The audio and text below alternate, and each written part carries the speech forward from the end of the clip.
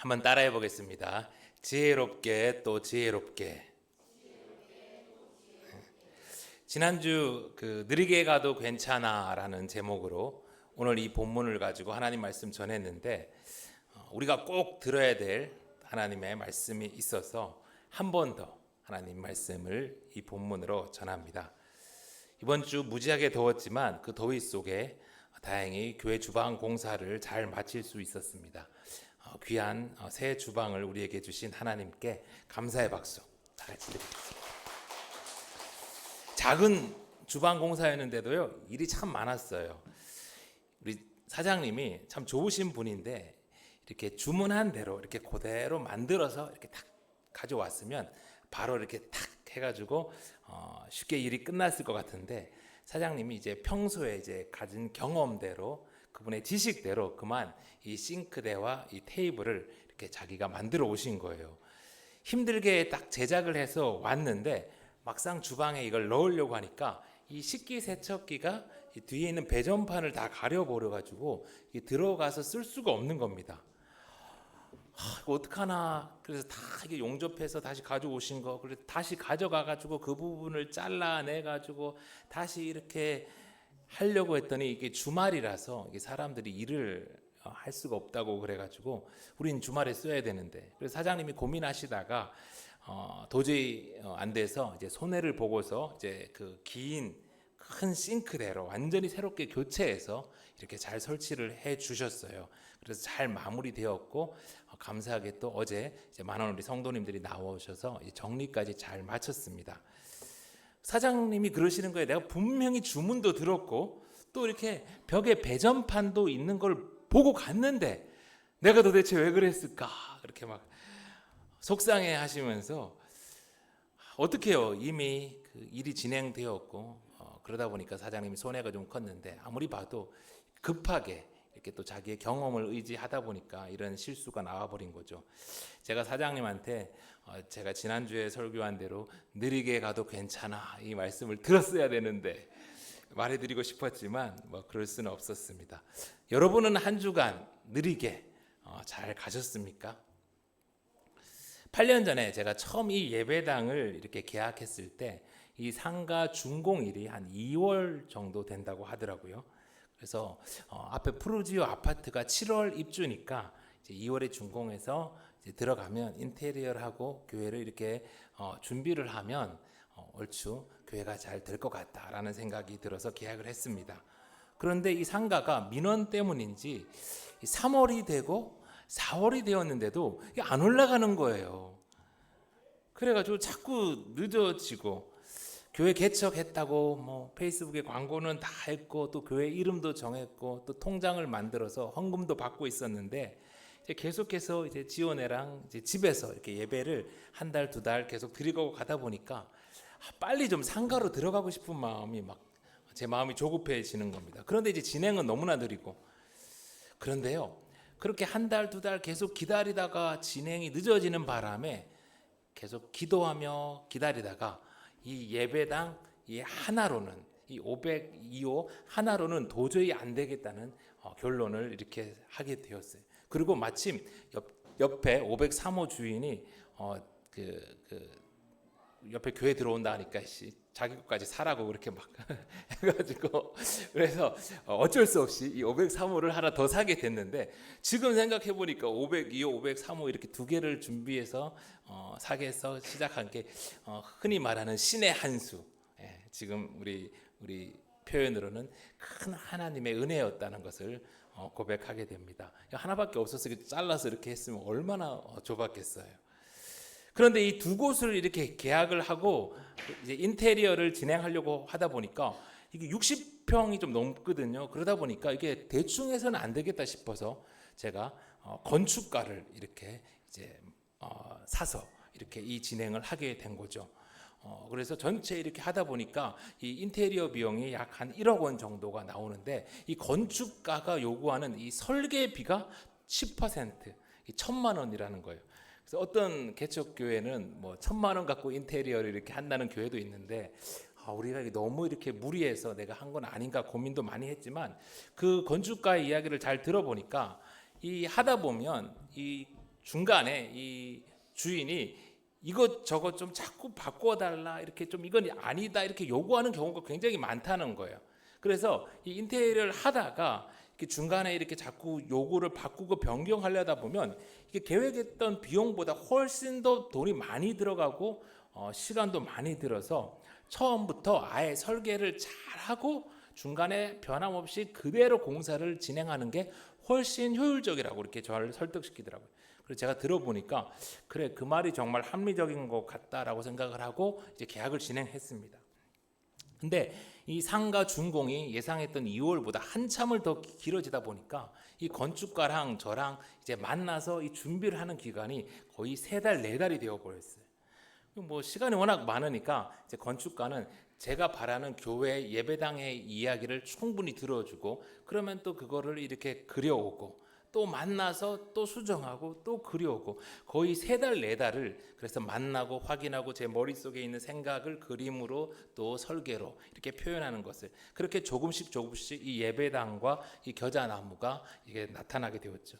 그리고도 더 확실하게 하려고 이 건축가가 설계한 내용을 제가 도면을 잘 못 보니까 쉽게 알아볼 수 있도록 3D 동영상으로 그렇게까지 제작을 딱 해서 색깔과 그 입체적인 모형까지 쫙 하는 거를 시뮬레이션해서 저한테 보여주더라고요. 그래서 아마 돈이 많이 들었던 것 같아요.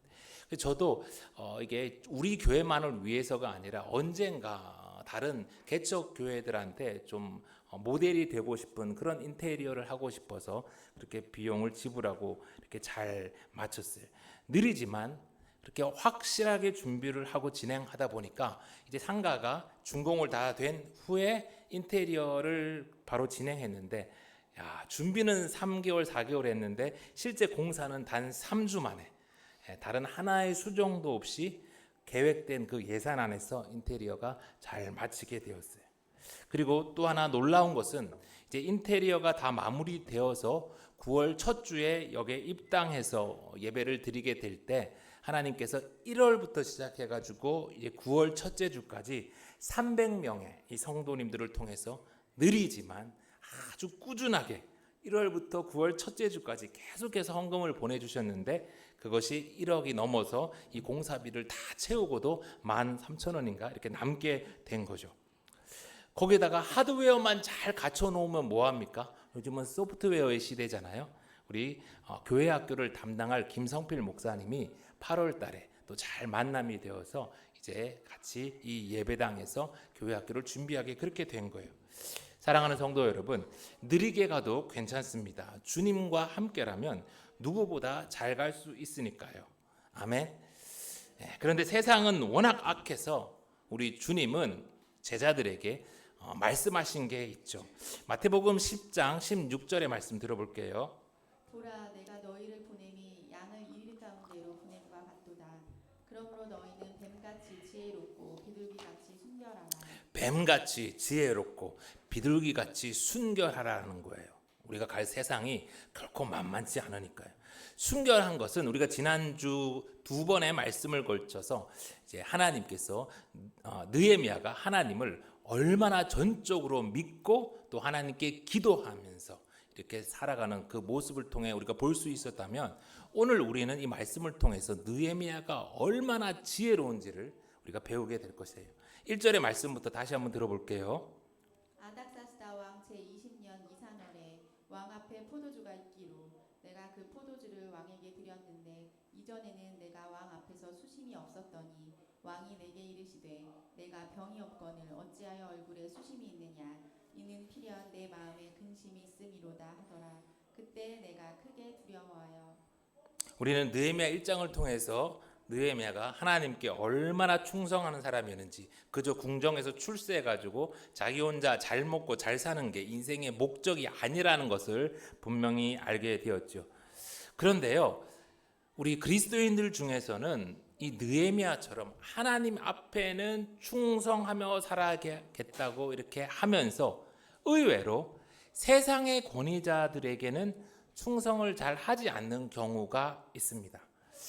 하나님만 내 왕이니까 세상의 권위자는 뭐 나의 진정한 왕이 아니라는 거죠. 그런데 여러분, 우리 느헤미야가 오늘 그랬나요? 안 그랬어요. 이거 별로 지혜로운 태도가 아니니까요. 느헤미야는 페르시아의 포로 유대인 출신이지만 그가 왕의 술관원으로 일하게 되었을 때 자신의 직속 상관인 왕에게 정말로 충성을 다했습니다. 인상 찌푸리고 일하지 않았고 겉으로 웃으면서 속으로 나쁜 마음 갖고 그렇게 일하지도 않았어요. 그는 비록 자신의 그런 포로 출신이었지만 그 당시 자신의 왕에게 진짜 충성했죠. 그가 얼마나 믿음직한 신하였는지 이 페르시아 왕이 느헤미야의 몸에 병이 있는지 없는지 그것까지 다 알고 있고 얼굴 색이 변한 것만 보고도 그 마음의 그 근심 때문에 이 색깔이 이렇게 변했다는 것을 알아챌 정도입니다. 우리는요 수많은 관계와 조직 사이에서 최종 보스로 살지는 않잖아요. 대부분 중간 관리자 또 직원으로 살아갑니다. 근데 사람들은요 종종 내가 내 위에 이 보스를 이렇게 제끼면 더 빨리 승진하고 더 잘 될 것이라고 생각한대요. 그런데 실제는 대부분의 통계에서 그러지 못하다고 합니다. 무능한 보스 밑에 있는 똑똑한 내가 이 보스를 제끼면 내가 대신 승진해서 보스가 되는 게 아니라 이 무능한 보스가 제껴질 때 나까지 휩쓸려서 덩달아 제껴진다예요. 이런 경우가 훨씬 많다고 합니다. 그래서 우리는 종종 이 충성해야 된다는 것을 잊지 않아야겠죠. 만약에 그가 우리 위에 있는 권세가 하나님과 대적하는 악한 권세가 아니라면 우리는 느헤미야와 같이 자신의 맡겨진 자리에서 충성하는 게 지혜로운 거래요. 두 번째로 이 왕이 느헤미야의 얼굴에서 수심을 발견했을 때 느헤미야의 그 말을 한번 들어볼게요. 3절부터입니다. 왕께 대답하되 왕은 만세수를 하옵소서. 내 조상들의 묘실이 있는 성읍이 이제까지 황폐하고 성문이 불탔사오니 내가 어찌 얼굴에 수심이 없사오리까 하니. 느헤미야는요 이 왕과 아주 친밀한 관계에 있었어요. 그러니까 그의 생명을 담보로 하는 술관원까지 갈 수 있었죠.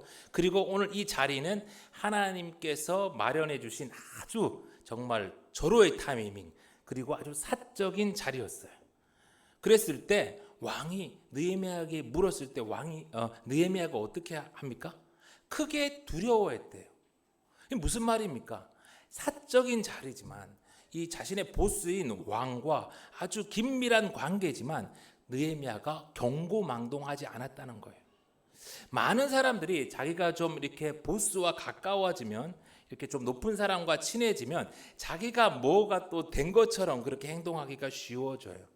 그러나 느헤미야는 오늘 신하로서 철저하게 왕 앞에 겸손하게 행동하죠. 수심 가득한 얼굴을 왕에게 보인다는 게 얼마나 때로는 무례하고 얼마나 위험한 행동인지를 알았기에 그는 왕이 자신의 얼굴에서 수심을 발견했을 때 크게 두려워합니다. 느헤미야가 정말 크게 두려워했는지 아니면 크게 두려워하는 태도만 보였는지 제가 알 수는 없지만 오늘 성경은 느헤미야가 크게 두려워했다라고 분명히 언급을 하죠. 그러면서 그는 다시 한번 왕에게 왕은 만세수를 하옵소서라고 진심 어린 충성을 보입니다. 그리고 나서 자기가 그동안 품고 있었던 정말 하고 싶었던 그 말을 4개월 만에 드디어 꺼내서 하는데요. 그런데 여러분 만약에 느헤미야가 이때 왕이요 제게 왜 근심이 있냐고 물어보시냐죠. 생각해 보세요. 어떻게 근심이 없겠어요. 13년 전에 왕이 통치하신 지 한 7년 되었을 때 왕이 학사 에스라에게 유대인들 데리고 예루살렘 가서 성전 지으라고 했잖아요. 그런데 그만 주변에 있는 총독들 이야기 듣고 다 중단시켜 버렸잖아요. 그래서 지금 예루살렘에 있는 내 동족들이 온갖 수치를 당하고 있는데 왕이요 어떻게 제 마음이 편하겠어요? 라고 이야기를 했다면 아마 느헤미야의 속은 좀 시원했을 겁니다. 그런데 느헤미야가 그렇게 말하면 왕이 아이고 느헤미야야 내가 잘못했구나 하면서 이렇게 느헤미야가 바라는 말을 들어줬겠어요? 느헤미야의 말이 맞지만 기분 나빠서 그냥 무시하지 않았겠어요? 내 속만 잠시 시원할 뿐 아무 일도 되지 않습니다. 그런데요, 우리는 기분 때문에, 때로는 내 감정과 자존심 때문에, 방금 제가 흉내 냈듯이 그렇게 말을 하는 경우가 얼마나 많은지 몰라요. 느헤미야는 그러지 않았어요. 하나님이 주신 기회를 내 기분, 내 자존심 때문에 날려버리는 어리석은 행동을 하지 않습니다. 지혜로운 느헤미야가 어떻게 말합니까? 내 조상들의 묘실이 있는 성읍이 이제까지 황폐하고 성문이 불탔사오니 내가 어찌 얼굴에 수심이 없사오리까? 라고 표현을 해요. 여러분, 오늘 느헤미야가 재건하려고 하는 곳이 어디입니까? 우리가 다 아는 예루살렘입니다. 예루살렘. 그런데 여러분 보세요. 느헤미야는요, 오늘 왕 앞에서 단 한 번도 예루살렘이라는 단어를 입에 담지 않아요. 철저하게 내 조상들의 묘실이 있는 성읍이라고 표현을 합니다. 5절 다시 한번 들어볼게요. 왕에게 아뢰되 왕이 만일 좋게 여기시고 종이 왕의 목전에서 은혜를 얻었사오면 나를 유다 땅 나의 조상들의 묘실이 있는 성읍에 보내어 그 성을 건축하게 하옵소서 하였는데, 유다 땅, 나의 조상들의 묘실이라고 표현합니다. 여러분, 느헤미야가 예루살렘이란 말을 몰랐을까요? 반대로 아닥삭스다 왕은 오늘 느헤미야가 말하는 곳이 예루살렘인 줄을 몰랐을까요? 아닙니다. 느헤미야도 아닥삭스다 왕도 오늘 지금 말하는 곳이 예루살렘이란 것을 다 알아요. 왕이 자신의 생명을 맡기는 이 술관원, 그러니까 어디 출신인지 몰랐을 리가 없습니다. 그런데 왜 느헤미야는 처음부터 끝까지 왕에게 자기 조상들의 묘실이 있는 성읍이라고 말을 합니까? 첫 번째는 당시 페르시아의 문화가 조상들의 묘실을 아주 소중히 여기는 그런 문화가 있었기 때문이지요. 그런데 두 번째로 더 중요한 이유가 있는데, 이건 바로 아닥삭스다 왕이 과거에 이 예루살렘의 성벽 건설을 중단시킨 이력이 있기 때문이에요. 에스라 4장 22절. 아닥사스다 왕의 조서 초본이 르훔과 서기관 심세와 그의 동료 앞에서 낭독되매 그들이 예루살렘으로 급히 가서 유다 사람들을 보고 권력으로 억제하여 그 공사를 그치게 하니, 이에 예루살렘에서 하나님의 성전 공사가 바사왕 다리오 제2년까지 중단되니라. 지금 느헤미야가 하려고 하는 일이 무너진 예루살렘의 성벽을 재건하는 일인데, 그 성벽 재건을 막은 장본인이 누구였다고요? 네, 바로 코앞에 있는 아닥삭스다 왕. 과거에 왕이 이 예루살렘 성벽 재건을 중단시켰는데 자기가 조서로까지 써가지고 명령한 일인데 그걸 바꾸는 게 쉽겠어요? 자존심도 자존심이지만 왕의 권위가 떨어지는 일이었어요. 그래서 이 느헤미야는 예루살렘 성벽 재건이라는 이 왕의 일을, 이 공적인 일을 자기 조상들의 묘실이 있는 그 성읍이 불타고 무너졌다는 아주 사적이고 공적인 문제로 바꾸어 이야기하는 것입니다. 아마 이것이 공적인 문제, 정치적인 문제로 다루어졌다면 왕은 제국을 통치하는 자신의 권위를 지키기 위해서라도, 그리고 또 옆에 누가 있어요? 왕비가 있잖아. 이 왕비 앞에서 자기의 체면 때문이라도 이 느헤미야의 말을 쉽게 들어주지 못했을 겁니다. 그런데 느헤미야가 같은 문제인데 이거를 공적인 문제가 아니라 아주 사적인 개인적인 일로 만들어서 왕의 허락을 받는 겁니다. 사랑하는 성도 여러분, 말 한마디가 천냥빚을 갚는다는 속담도 있잖아요. 노력도 중요하고 공부도 중요하지만 우리에게는 이런 말의 지혜가 참 중요합니다. 요즘 아이들 어떻습니까? 다 자기 잘난 줄만 알지 말하는 거 보면요, 참 앞이 캄캄합니다. 이럴 때 여러분, 우리 예수 믿는 자녀들이 느헤미야와 같은 말의 지혜가 있다면 분명히 그 아이는 귀하게 이 시대에 꼭 필요한 곳에 쓰임 받을 거예요. 아멘. 세 번째로 우리 4절부터 말씀 볼게요. 왕이 내게 이르시되 그러면 내가 무엇을 원하느냐 하시기로 내가 곧 하늘의 하나님께 묵도하고. 왕이 이제 충성된 신하 느헤미야에게 뭘 원하느냐 묻습니다. 정말 이 4개월의 기도가 응답받는 결정적인 순간이에요. 그때 느헤미야가 어떻게 합니까? 그 찰나의 순간 느헤미야는 다시 기도합니다. 4개월 동안 기도했지만 결정적인 순간이 되었을 때 느헤미야는 다시 한번 하늘의 왕 하나님께 지혜를 달라고 도와달라고 기도하는 거예요. 물론 아닥삭스다 왕 앞이니까 느헤미야가 오래 기도할 수는 없었겠죠. 그러나 짧지만 그 찰나의 순간 느헤미야는 하나님께 도움을 구하면서 기도한 거예요.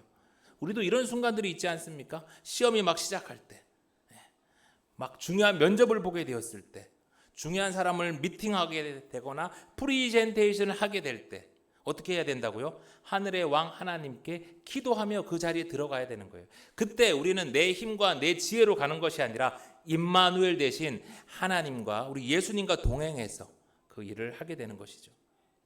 계속해서 5절의 말씀 볼게요. 왕에게 아뢰되 왕이 만일 좋게 여기시고 종이 왕의 묵전에서 은혜를 얻었사오면 나를 유다 땅 나의 조상들의 묘실이 있는 성읍에 보내어 그 성을 건축하게 하옵소서 하였는데 느헤미야는 계속해서 왕을 높입니다. 그러면서 자신은 종으로 낮추면서 왕에게 은혜를 간구하죠. 겸손하게 은혜를 구하지만 그렇다고 겁먹고 우물쭈물거리지도 않아요. 자신이 그동안 기도했던 바를 담대히 말합니다. 나를 유다 땅 나의 조상들의 묘실이 있는 성읍에 보내어 그 성을 건축하게 하옵소서. 단 한 줄이었지만 느헤미야는 자신이 원하는 바를 분명하게 전달합니다. 여러분, 내 말하는 바가 요구하는 바가 이게 일목요연해야 좀 쉬워야 왕이 알아듣고 허락하지. 한 3줄 4줄 길게 얘기하면 이 왕이 이게 허락할 수 있겠어요? 제가 뭘 원하는지 그 생각한다고 얼마나 복잡하겠어요. 하나님이 만들어 주신 이 완벽한 타이밍에 느헤미야는 겸손하지만 그러나 정확하게 단 한 줄의 표현으로 자신이 원하는 바를 전달합니다. 얼마나 지혜로운 모습입니까? 이제 왕이 느헤미야에게 그러면 몇 날에 다녀올 것이며 어느 때에 돌아오겠냐라고 다시 물어요. 그런데 그렇지 않겠어요? 자신의 생명을 책임지는 최측근 신하가 내 옆을 비워야 하는데 어떤 왕이 그걸 쉽사리 그냥 갔다 오라 하겠어요. 그러자 느헤미야가 또 어떻게 대답합니까? 6절 후반부터 왕이 나를 보내기를 좋게 여기시기로 내가 기한을 정하고 내가 또 왕에게 아뢰되 왕이 만일 좋게 여기시거든 강 서쪽 총독들에게 내리시는 조서를 내게 주사 그들이 나를 용납하여 유다에 들어가기까지 통과하게 하시고 또 왕의 삼림감독 아삽에게 조서를 내리사 그가 성전에 속한 영문의 문과 성곽과 내가 들어갈 집을 위하여 들보로 쓸 제목을 내게 주게 하옵소서 하매 소원은 한 줄로 그냥 심플하게 왕이 오케이 할 수 있도록 이렇게 말했지만 왕이 재차 물으니까 이번에는 느헤미야가 아주 구체적으로 조목조목 이야기를 합니다. 첫 번째, 왕이 불안해하지 않도록 나를 흔쾌히 갔다 올 수 있는 그 기한을 정했어요. 두 번째, 유프라데스 강 서쪽의 총독들에게 필요한 조서를 내려서 유다에 잘 다녀올 수 있도록 그렇게 요구했어요. 세 번째, 왕의 살림감독 아삽에게 또 조서를 내려서 문과 성곽과 자기가 살 집까지 위해서 필요한 모든 제목들을 다 받을 수 있게 했어요. 여러분, 느헤미야는요 4개월 동안 기도만 하고서 앉아 있었던 거 아니라 예루살렘 성벽을 다시 재건하기 위해서 뭐가 필요한지 아주 철저하게 조사하고 준비했던 거예요. 성벽 재건을 위해 필요한 나무를 내어줄 수 있는 그 살림 감독이 누군지, 오늘날로 치면 행정부 장관이 누구인지 이런 것까지 다 알고서, 그리고 또 내가 갔을 때 내가 살 집 때문에 이 예루살렘 주민들이 피해 입을까 봐 필요한 나무들까지도 다 미리미리 요청해서 준비하게 되었던 거예요. 8절부터 다시 들을게요. 내 하나님의 선한 손이 나를 도우심으로 왕이 허락하고 군대 장관과 마병을 보내어 나와 함께하게 하시기로 내가 강 서쪽에 있는 총독들에게 이르러 왕의 조서를 전하였더니 그렇게 기도하고 철저하게 준비하니까 하나님의 선한 손이 느헤미야를 돕습니다. 여러분, 변화되기를 원하십니까? 그렇다면 기도하십시오. 그리고 철저하게 준비하십시오. 그러면 느헤미야와 같이 하나님의 선한 손이 여러분을 도우실 거예요. 여기서 에스라와 느헤미야 같이 비교해 보면 재미있는 게 있는데, 에스라와 느헤미야 모두 이 아닥삭스다 왕에게 필요한 모든 것을 받아서 예루살렘으로 돌아옵니다. 그런데 차이가 있는데 이 에스라는요 1754명의 유대인들과 함께 예루살렘으로 오면서 군대 호위를 받지 않아요. 아마도 그가 제사장이어서 왕한테 이 군대를 좀 부탁하는 게 좀 그랬나 봐요. 내가 그래도 명색이 영적인 제사장인데 하나님이 지켜주시는데 왕의 군대까지 필요. 그래서 그렇게 이야기를 했고 이 제사장 에스라는 정말 그의 믿음대로 하나님의 선한 손이 도와서 예루살렘까지 무사히 도착을 합니다. 그런데 느헤미야는 어떡합니까? 느헤미야는 왕의 군대 장관과 뭐 시시한 것도 아니고 왕의 군대 장관, 국방부 장관과 기마병들을 대동해서 예루살렘으로 갑니다. 느헤미야는 하나님의 선한 손이 자기를 안 지켜줄까 봐 겁나서 그렇게 왕의 군대 호위를 받았나요? 아닙니다. 느헤미야 역시 기도하는 사람이었고 하나님이 느헤미야를 지켜줄 거였어요. 그렇지만 느헤미야는 제사장이 아니잖아요. 그는 궁중에서 일하는 왕의 신하였고 얼마나 많은 그 신하들의 그런 세력 다툼이 있는지를 알았고 또 자기가 지금 할 예루살렘 성벽 재건이 얼마나 많은 방해와 장애가 있을 줄 잘 알았어요. 그래서 그런 불필요한 다툼과 장애들을 다 없애고 이 성벽 재건에 집중하기 위해서 왕의 군대 장관과 기마병까지 이렇게 동행해서 예루살렘에 간 거죠. 에스라는 하나님을 믿고 갔어요. 느헤미야는 왕의 장관과 그 기마병의 호의를 받고 갔어요. 누가 잘했어요? 누가 옳아요? 거기에 옳고 그름이 없습니다. 둘 다 잘했고 둘 다 옳은 거예요. 에스라는 에스라대로 페르시아의 왕 앞에 야훼의 제사장으로서 하나님의 권위를 높였으니까 그는 잘한 거고 느헤미야는 느헤미야대로 또 총독으로서 자기가 할 일을 잘했으니까 잘한 거예요. 일한 방식이 확연하게 다르지만 누구는 잘했고 누가 못했다 그게 아니라 이 두 사람의 확연한 차이 때문에 하나님은 에스라를 보내시고 그 다음에 다시 느헤미야까지 보내서 예루살렘 성벽이 회복되도록 하신 거예요. 여러분 교회가 그렇습니다. 목사는 아무래도 우리 성도들보다 세상을 잘 모릅니다. 목사가 비전은 제시하지만 일은 이 세상은 우리 성도님들이 더 잘 알죠. 그러니 이 교회는 목사가 절대 혼자 일할 수 없어요. 성도들과 함께 일해야 하는 것입니다. 그 대신 우리 성도님들은 느헤미야와 같이 기도도 하면서 목사보다 더 철저하게 준비하고 일해야 해요. 목사가 무지개를 보았다고 하면서 저게 땅을 사고 이게 건물을 올리자고 할 때 성도들이 생각 없이 그래요 좋아요 이렇게 따르면 큰일 납니다. 무지개 쫓다가 그렇게 땅 사고 건물을 올렸다가 요즘 경매로 넘어가는 곳들이 한두 군데가 아니에요. 목사와 성도 중에 누가 옳고 누가 틀렸는가가 아니라 서로 다르니까 잘하고 경험한 바가 다르니까 주님은 몸된 교회를 목사와 성도가 함께 섬기고 일해라라고 하신 것이죠. 이제 말씀을 마칩니다. 사랑하는 성도 여러분, 느리게 가도 괜찮습니다. 대신 지혜롭게 또 지혜롭게 가면 됩니다. 오늘 느헤미야와 같이 진짜로 충성하면서 살아가기, 함부로 경고망동하지 말고 지혜롭게 말하기, 그리고 찰나의 순간이지만 우리가 기도하면서 나아가기, 그리고 기도하면서 기다릴 때 또 준비하기, 서로의 다름을 인정하면서 동역하기, 이렇게 지혜롭게 또 지혜롭게 살아가면서 우리에게 하나님께서 맡기신 사명을 모두 다 잘 감당하는 예수 생명의 가족들이 다 되기를 간절히 소망합니다.